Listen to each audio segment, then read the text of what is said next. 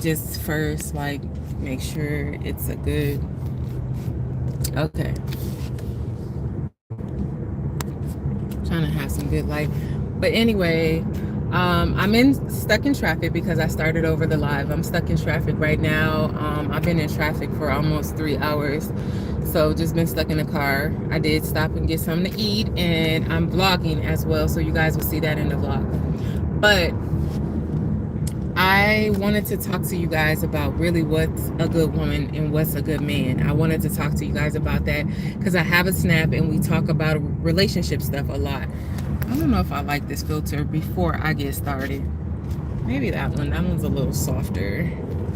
But anyway, I mean, really what makes a good man and what makes a good woman, like with people that are dating and stuff like that, it's oftentimes that, like, you guys. Okay, so I'm around a lot of women a lot because I don't have male friends. I'm around a lot of women. A lot of the women that I'm around are not necessarily good women in my eyes. Like, even though we're cool and we're friends and stuff, like, there's certain things that I think of as a good woman by looking at my mother, my grandma, and stuff like that. And then when I listen to them talk and they've never been married, never had like long, serious relationships, just kind of like baby mamas and stuff. I'm not talking about just my friends, just about women associates, period. And they always say how hard it is to have a good man, how hard it is to do this, and I think to myself, but just because you have a good job, or just because you know have a nice house or a nice car, doesn't make you a good. Independent doesn't make you a good woman. Like, that's what is misconstrued with a lot of people. Just because a man is, I don't know, I'm going under bridges and stuff, but they think that if you have a good job, if you have a good car, if you have good money, if you have this and that, like, that makes you a good woman. It doesn't. Like, just because you're a go-getter don't make you a prize. Like, really, what can you bring to the table without money, without of those things? Cooking and cleaning is not a flex. Like, you don't a grown person is supposed to cook and clean. Like, I heard this thing on the podcast, right? Be able to take care of herself. Like, why is she looking for men to take care of her and her kids and stuff like that? Okay, granted. But also, in that same breath, why are you looking for women to cook and clean for you if you don't want to? Okay, if you don't want a woman not taking care of herself because she should financially be able to take care of yourself by cooking and cleaning and doing your own laundry and making your own food. It makes no sense. And so I think we have all these unrealistic expectations of each other, you know, the differences. That's why we can't get together and find a good relationship sometimes. And some of the people that think they're good people to be in a relationship with aren't good people to be in a relationship with. It's like we have these ideas, everything but integrity, everything but love, everything else, all the material things, looks, everything is more important than what integrity and all the real foundational things that we should really want in a marriage or in love. People are not dating and marrying for love. They're not. There's so many people marrying and staying with people for comfort. There's so many people that are not happy still together because it's for comfort, for money, for convenience. They're not in relationships for love. I could tell you, I have 5 friends right now that does not love their spouse right now. They do not love their spouse, and they're in a situation, in a relationship right now, just because it's comfortable. And so I don't know, like, when I get these questions, I'm thinking, like, really, what makes you a good woman? Really, what kind of man are you really looking for that doesn't have to do with money? And I feel like a man should provide things, like, as far as, because he's the leader, he should have a stable foundation. He should. But I'm not saying for a man to just be telling you to do whatever. I'm not that type of woman. I believe that 2 people should work as a team. And if they can't work as a team, they shouldn't be together. So if one is carrying the whole load, it's never going to work, because eventually that shit gets old. And we all know what it's like to carry the load, just being working people. So why would you want, I don't know, I just feel like, why would you want a man just to carry everything? That's a lot of stress. And if you just work as a team, it's so much better to work as a team. But people don't want to do that. Men don't want to do that. They want a woman to like have kids, take care of the kids, go to work, split it 50-50, and then women be like, oh, I want you to pay all the bills. Like, we have all these unrealistic ass expectations, like, seriously. And that's why a lot of people are single. A lot of people are not good people to be in relationships with. Some people are meant to be alone. A lot of people die alone. They're meant to be alone. They're not meant to be with people. And there's so many people right now that's hoping to be in a relationship that they will never find. And people are not being honest. Like, sometimes you just will not find yourself in a relationship unless it's forced, because some things are just not going to come to you. And I really feel like that, because if you think about it, I literally, friends died. They never even got the love of their life. Like, they never got the love of their life. It wasn't nobody waiting for them because they passed away. Like, you got to think about that. Like, really, does everybody have a soulmate? I really don't think that. I really don't think that people have soulmates. I really don't think that. I feel like a soulmate is somebody who wants to equally be with you and mutually want to be with you as much as you want to be with them, and they'll put anything aside just to like sacrifice for you. But I don't believe that that's a soulmate. I believe it's a decision. And if that was the case, if people are meant to be with each other, if the person died, then what are you going to do if you are a soulmate to somebody who died? Like, you know what I'm saying? I don't know. When it comes to that, we have to look past all the material things. Like, really, what do you bring to the table as a woman? Really, what do you bring to the table as a man? Like, because all this shit can go. All this shit could be gone tomorrow. Like, whatever you have materialistically, whatever you have, like, look-wise, all that shit could be gone tomorrow. Like, seriously. There's this girl, well, actually, it's a guy, too. I'm going to tell you about a guy that I went to high school with. Nice looking, man. He was nice looking. You know, he had, beautiful eyes, that kind of thing. The sun is going to be messing up this live. But beautiful eyes. He looked great. All of that stuff. Tall, like everything you would want, right? A woman would want. Sorry, it's just a little bit all crazy. There you go. But anything that I wanted, and as far as a black woman, right?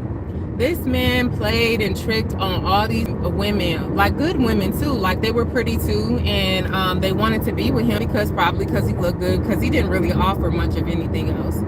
So eventually he got in a really bad accident, and just a really bad accident, and all that shit dried up.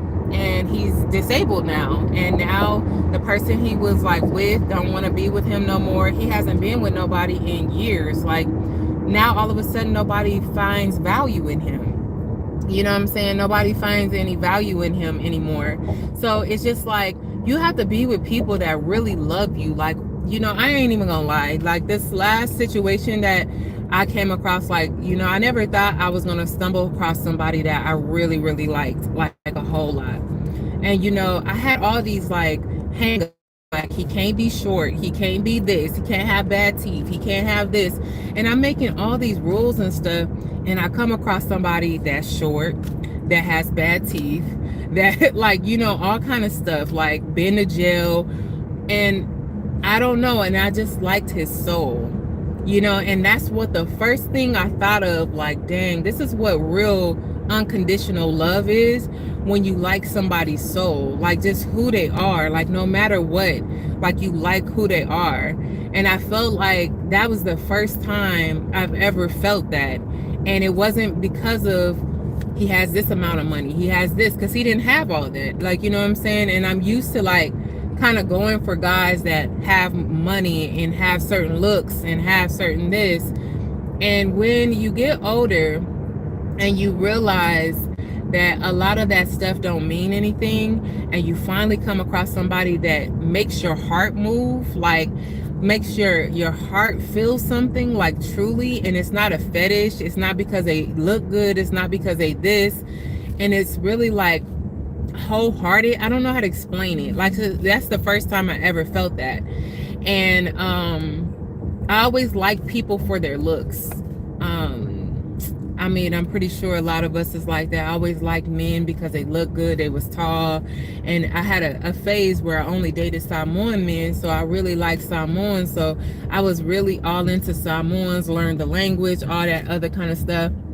And so it's not to say that I fetishize any of the past people, but the reason why I like them is because they look good. But I still love them. Like, I initially loved them with all my heart when I did fall in love.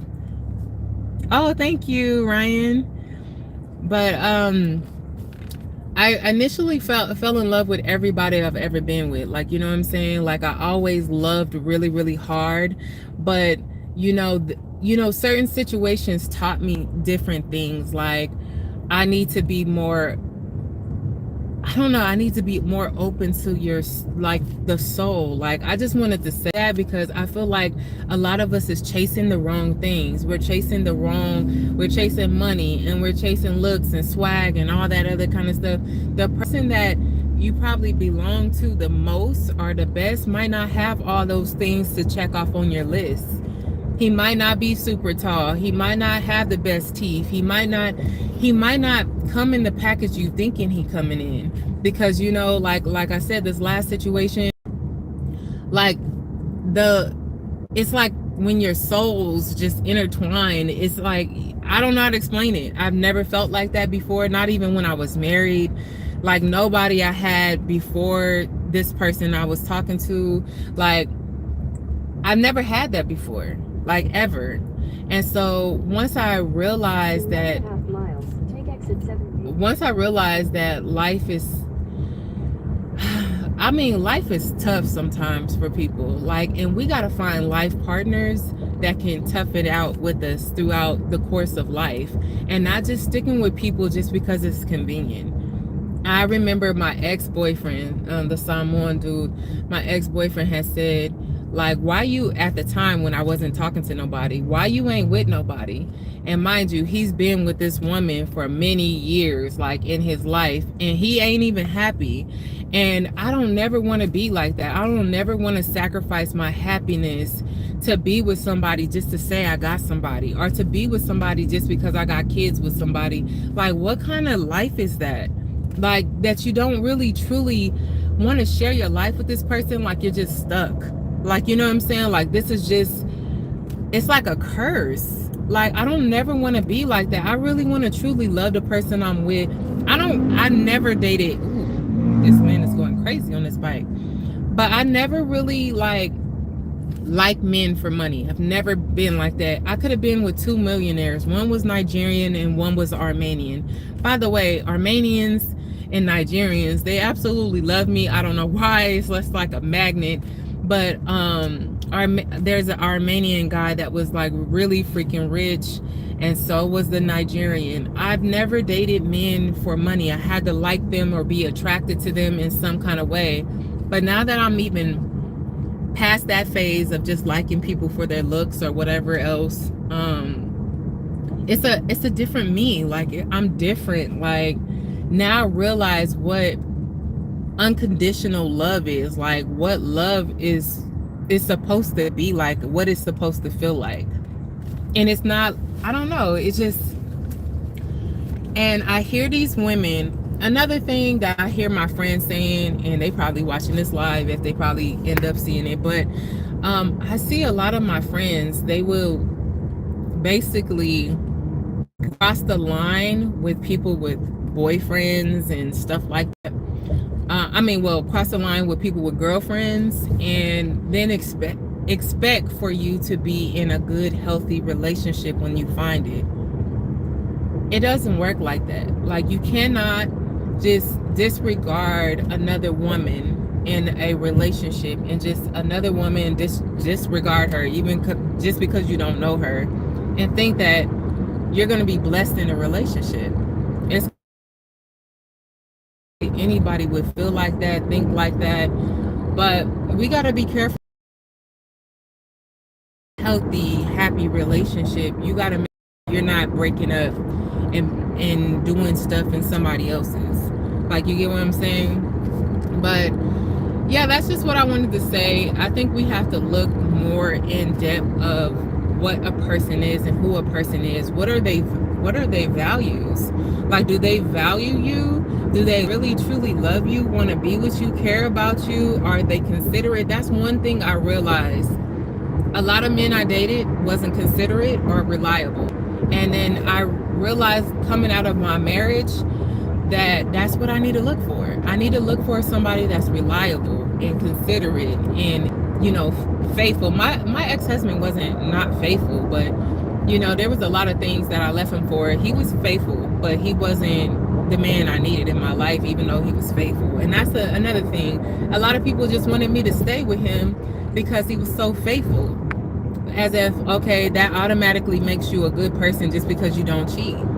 Like, you're not automatically a good catch just because you don't cheat. You could not cheat because you like codependent. Like, you know what I'm saying? You could have like some other issues why you don't cheat or why you like stuck to a person. You could be a stalker. You could be a lot of stuff.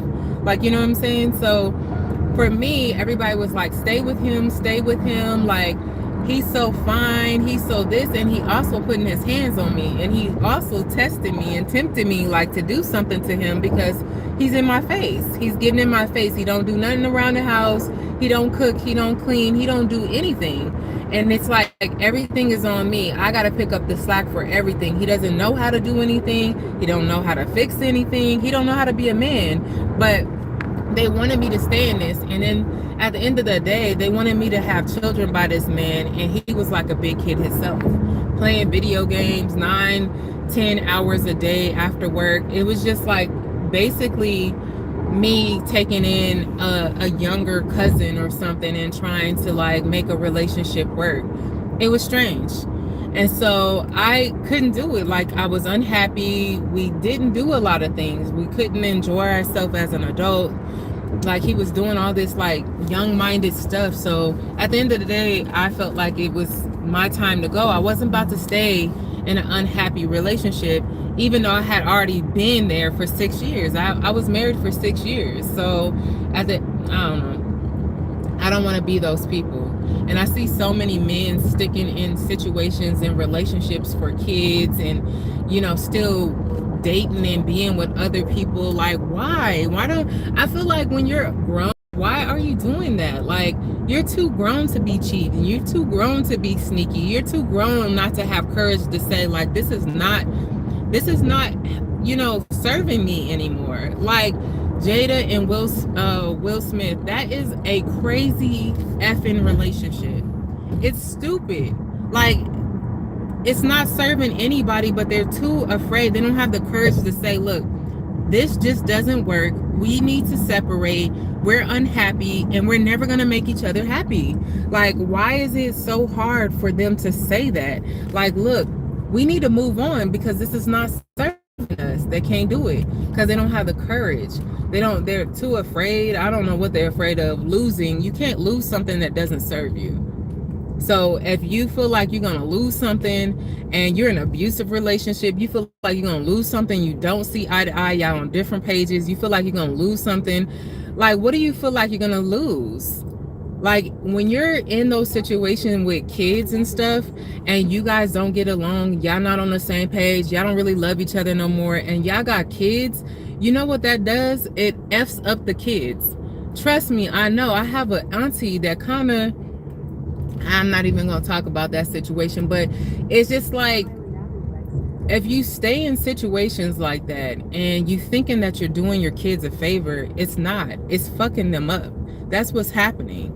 Like, they don't know, they're not going to know what a healthy relationship is, especially if you have girls and they see, you know, a relationship in a certain way with a male. It's going to mess them up. It doesn't help the situation. What helps the situation is being mature enough to say it's not working and to tell your children, like, look, you know, you need to be an example for them.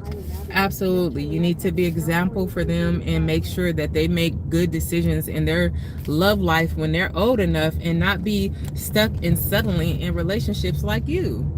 You know what I'm saying? Like, that's crazy.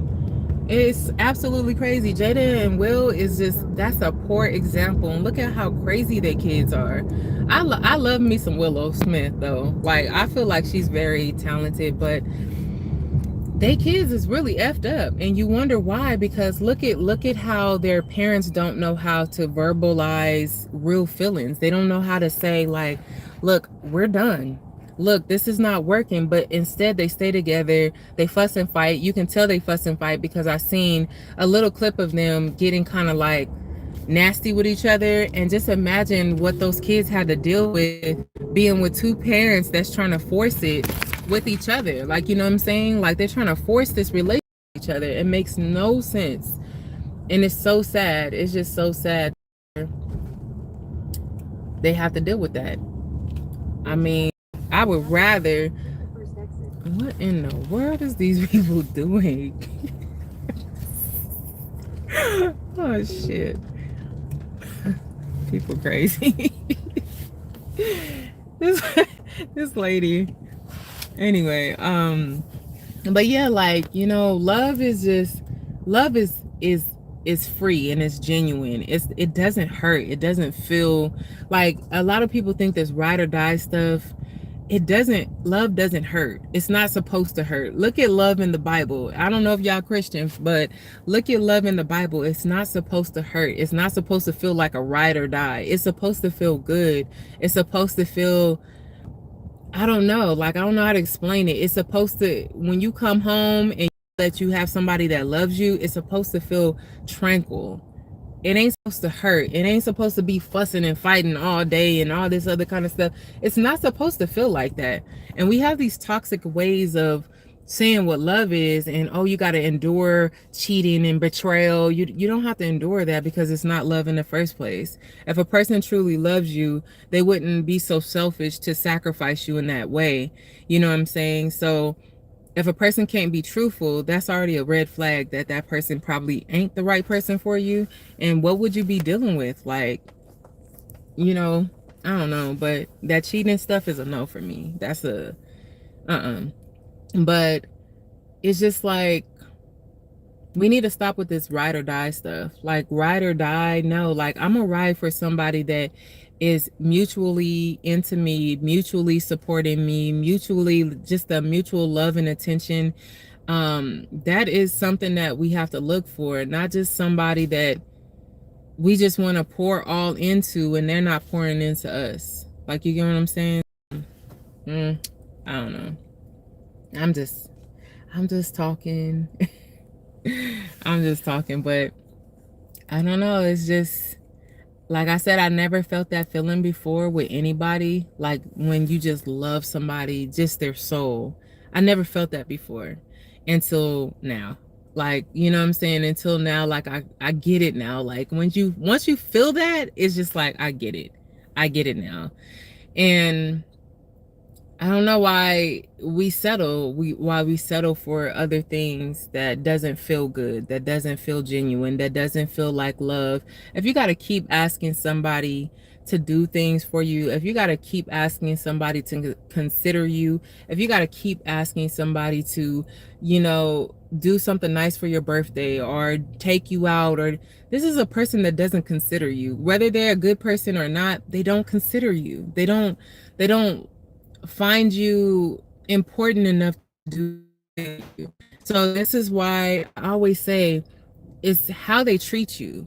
It's not have or God or whatever. It's how they treat you and how they want to come to you and consider you and love you. And you need to worry about that type of man, because at the end of the day, looks, money, all that can go away, but you have to be that solid, because shit happens, life happens, people die. Like, I remember when somebody died in my family, my uncle, and I was married to my ex-husband, child. Like, if I didn't have other people around me that felt the same way as I did, I don't know what I would have done. was not a support system. And I thought about that thing that TD Jakes said, like he loved his wife so much because he knew that if he ever had to go through something, she would endure with him. Like he knew that she was that rock. And when I heard that, and I remember how I felt, like I felt so alone when my uncle died, even though he had children, my cousins and stuff. But you know how you feel sometimes, like so alone, like why did this happen? Why did this, you go through that. But I felt so much more alone because he wasn't there. He wasn't there for me. He literally didn't want to go to the funeral with me. I had to kind of like stick it out by myself and make an excuse for him. And I felt like, wow, like if I have any more life situations like this, that this person is not gonna be solid for me. This person is not gonna help me. Like this person is not gonna be there for me, and I'm gonna be alone. And I always thought about that thing that TD Jakes said, like life happens. You got to get somebody that's solid. You got to get somebody that show up for you, somebody that's reliable, somebody that know how to calm you down, somebody that knows how to love you, and vice versa. It's not just looking for a man that's like that, but you got to be that woman like that for your man too. And so ever since then, I was just like always thinking about that, like damn, I cannot be in this relationship. But the thing that the last straw was when I was looking at, what's that, Cheryl, what's her name, Shirley Ralph, Moesha, the mama in Moesha, whatever her name is, Cheryl Ralph. I don't know what her name is, but she's real beautiful, older lady. She's Moesha's mom in Moesha, whatever. But I was listening to her story, and it made me cry so bad. And she was talking about the type of man she had. And I knew for a fact I had the same type of man that she had. Like her ex-husband was the same type of way. A man that didn't want to see her grow, a man that wasn't there for her, the man wasn't reliable. He just didn't do anything. And she's like this like star, outgoing and like loving. Like I'm like that. Like I'm friendly, I'm outgoing, I like to do stuff. And then this man don't like to do nothing and would like pull me down like an anchor. And I remember listening to her story, and I could relate to it so much. And I remember when she said how hard it was for her to like break away from this situation from her husband. And I remember crying so much because I knew that I had to divorce him, because I know that Cheryl Lee Ralph, or whatever her name is, I was like, man, she had to do it. I know I have to do it because this man is never going to change. This man is never going to be different for me. And I just knew it. So when it comes to like people asking me about dating and stuff, like stay single. Honestly, stay single until you find that one that really, really, really moves your heart different, like where it's a soul connection, and not just because you like a person, or not just because you're attracted to a person's face or anything. Like wait for that soul connection that really fills you up. Like, like this is so different. This feels different. Like wait for that, because you'll be wasting your time and being with these other men that is just like filling up the cup only halfway instead of overflowing it. There's people that will overflow your cup instead of just like pouring it halfway. And I had to understand that, and I said, you know what, I really just need to be oh my, I'm picking up my mom real quick. Here she is. Hey girl.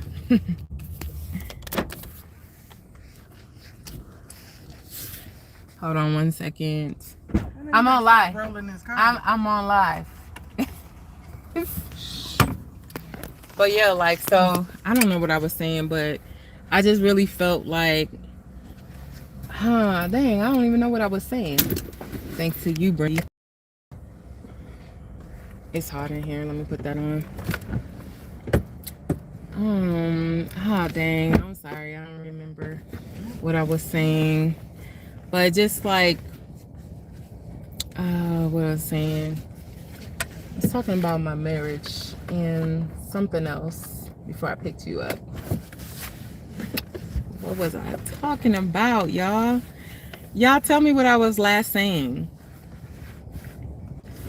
I don't know what I was saying last. That wasn't you calling?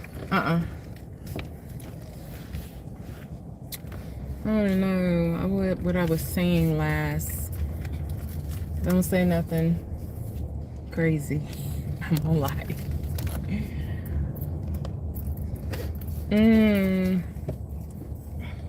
Maybe I was saying like basically like, well, basically what I was trying to say is be with somebody that really considers you and really wants to be with you. Can you turn that off? Can you exit that? Press the X. Where? Press the X on the. But basically, I think I was trying to say just be with somebody that considers you, be with somebody that has that mutual love and support, and not just somebody that you just eyeing because you feel like they have things or you feel like they're superficial looking. Look at this person ran a red light. She don't even know she ran a red light. But dang, I don't even know what I was saying.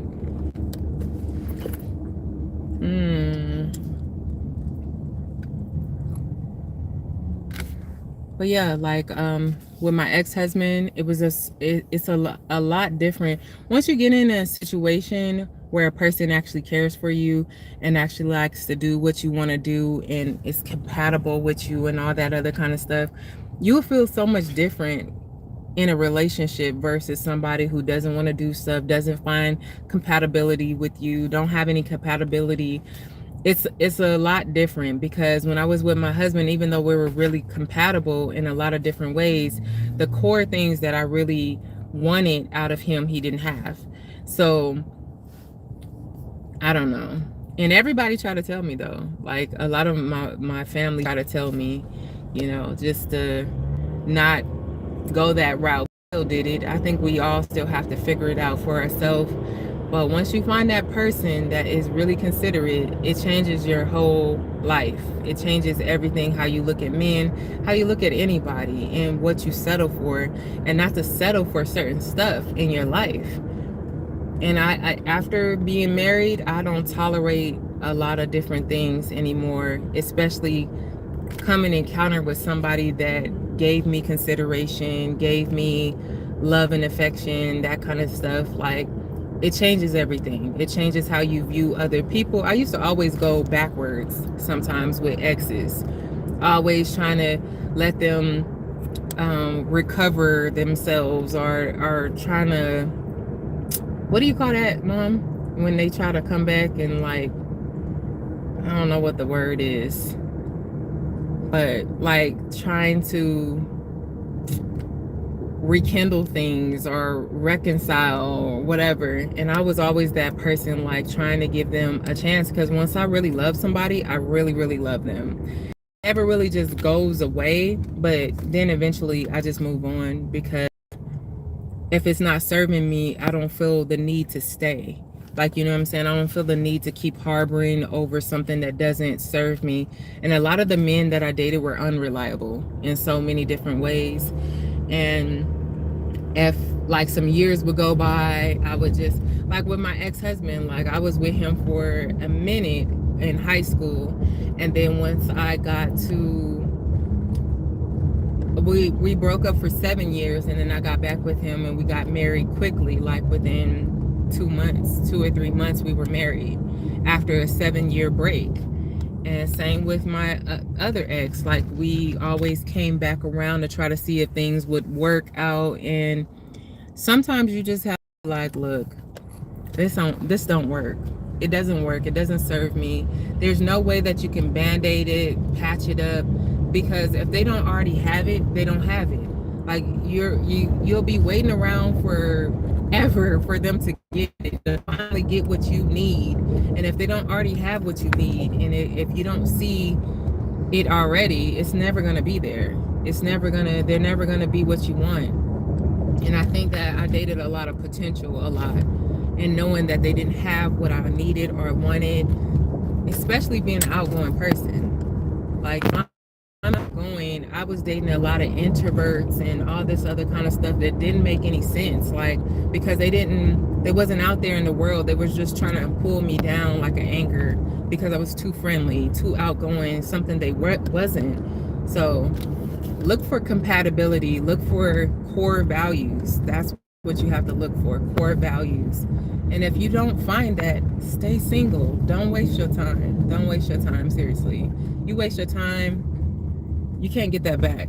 You can't get that back once you start wasting your time with these men that don't have the values that you truly want, and you're hoping to like change their mind, hoping to like mold them into something that you want. It just doesn't work like that, and you'll just end up unhappy. You'll end up like just trying to force things with them. And I felt like that a lot with the exes that I had. Like I'm trying to force things to be normal.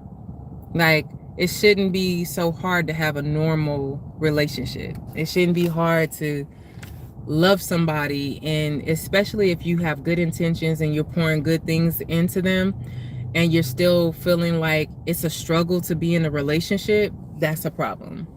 That is a problem. And I feel like that's we don't do struggle relationships no more. Like, because there should have been no reason for any of my exes to have a hard time in a relationship. It should be no reason, because I was always like the fixer. I would fix things up. I would make sure everything was okay. I was always reliable, always, they were too dependent on me, I guess. And there should have been no reason for a rocky relationship unless they just didn't get it. And they just didn't get it. So that's why the relationship was so rocky in the situations I was in. So yeah, I just wanted to say that. I ain't got too much more to say. I'm probably gonna have to go to the gym in like an hour and a half. I'm still vlogging and stuff, but I thought I'd come to you guys and say my little piece. But yeah, that's all I wanted to say. So bye, you guys. I'll try to talk to you guys a little later. Some of you guys might see this later on. I think I might keep this one up. I'm gonna delete the other one though before this one. Only a couple of you guys said something, but I will talk to you guys later. Bye. Oh, it re-triggered.